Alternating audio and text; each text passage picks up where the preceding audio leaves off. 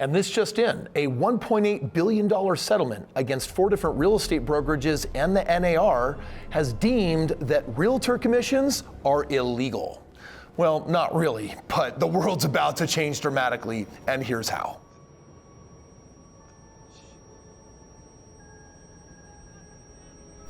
In October 2023, a federal jury found that the National Association of Realtors, NAR, along with several large brokerages, conspired to inflate realtors' commissions. This ended up landing a $1.8 billion settlement, and in this video, I'm going to give you the breakdown. I want you to know who had to pay what and how much, who settled, but more importantly, how was the negotiation and representation of real estate going to change?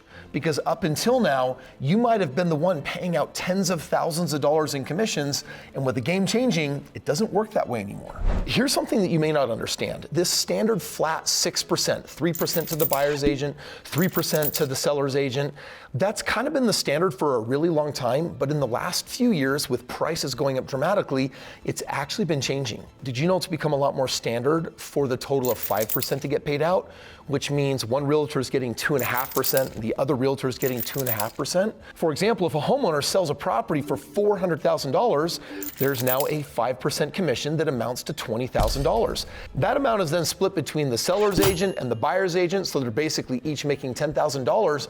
And here's the crazy part, the person listing their house for sale is responsible for paying all $20,000 of it.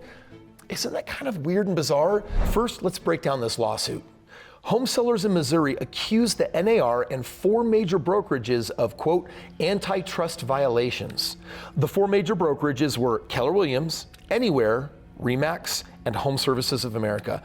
These violations included conspiring to artificially inflate commissions to home sales. And they got caught with their hand in the cookie jar, and it led to this huge federal case, and guess what?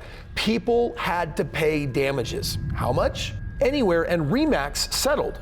One paying $83.5 million, the other $55 million in damages, respectively. And the other 2, Keller Williams and Home Services of America, they said, we will actually let this get settled in a court of law. We're not settling. In October of 2023, the NAR, Keller Williams, and Home Services of America went to trial, and the jury ruled against all 3 of them. The judges ordered the NAR and the 2 remaining brokerage firms to pay $1.8 billion in damages to home sellers. That figure had the potential to eventually balloon to $5 billion. Keller Williams settled for $70 million, but the NAR was responsible for paying $418 million. That's a really big fat ouch. And now that they've been caught, it's now going to change what it looks like for you and I, whether you're a real estate investor like me, or whether you're just buying your next home for your family. The game looks very, very different, and how you negotiate it matters. Here's the first big change. Pending federal court approval, the seller of a home is actually no longer going to be responsible for paying their own agent commission fees for the person representing selling the home, or the buyer side. Like, from day one when I bought my first house, I was like, how come the person selling the house is getting screwed? Number 2, what commission are you actually going to pay a realtor?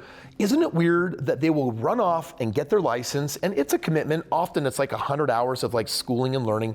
And when they get this license, which is largely about making sure that they don't violate trust or take advantage of somebody, they then get a 3% commission on either listing or selling a house. And if you just think about that for a little bit, it's like, hi, I'm selling a $500,000 house. That agent's gonna get 15 grand and the other agent's gonna get $15,000. Like, if you become a successful agent, that's a lot of money.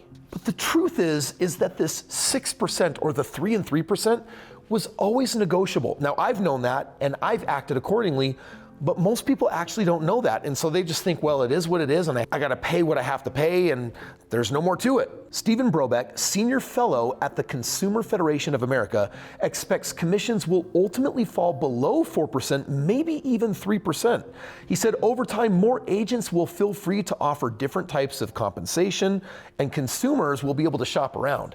And that's what you need to be aware of, is now when you're actually hiring an agent and they're going to be, for example, listing the house, do you know that most of those listing agents, all they do is literally like put it up on the MLS. They're not doing showings, they're letting the market take care of it. And when some other buying agent does the hard work of finding the property on the MLS and contacting and finding out if it's something their buyers want, they do all that work, they bring them to the table, and all of a sudden the seller's like, well, let's just negotiate, let's sign the paperwork, it's a done deal.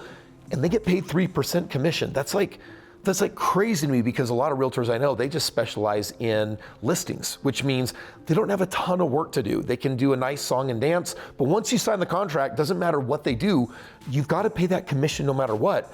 And that's why there's a lot of new services like Homey and other platforms that are emerging that are saying, we're a flat rate fee. Basically, if you want us to list your home, it's $1,000 or it's $2,000 or it's $500. Why don't you keep all the other thousands of dollars to yourself?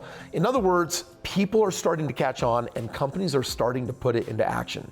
Bottom line, with realtors, it's all completely negotiable. Vishal Garg, CEO of mortgage company Better, said, quote, "You're going to see a buy-side price war by next year," end quote. He continued, "A new era of competition among buyer agents is coming soon. In the best case scenario, consumers are going to shop around for buy-side agents in the same way that they shop around for mortgage lenders." In other words, you've got a lot of choices, and you might find some agent is out there willing to actually do the work for 1% versus someone else for 3%. And it is true often that you get what you pay for, but not always. Here's one thing I know for sure. When you invest in the game of real estate, you want to have an expert with you. And there's a difference between a real estate investor that buys and sells and owns lots of homes versus a realtor that usually owns no real estate except for their own home. In situations like these, what you usually need is a different perspective, and I call that a game plan. Let me ask you, when was the last time you sat down with a multimillionaire and said, "Hey, will you take a look at my finances, my credit, my situation, a lot of money, no money, all the good, the bad, and the ugly? And Kris, how would you actually help me invest in real estate?" Or let's just say I'm trying to get a good deal on a home, or I'm just trying to buy a home for my family. Kris, what are the do's and don'ts? I want to do it the right way. If you'd like to get my perspective, and more importantly, understand how this next home purchase or a previous one can turn into millions of dollars, click the link below and let me give you a fresh perspective on what I would do if I were you to become a multimillionaire on accident just by doing your real estate the right way. Man, if you think it's cool that buyer and seller agent commissions are negotiable, did you know there's like 10 other major things in real estate on every part of the deal that are also negotiable?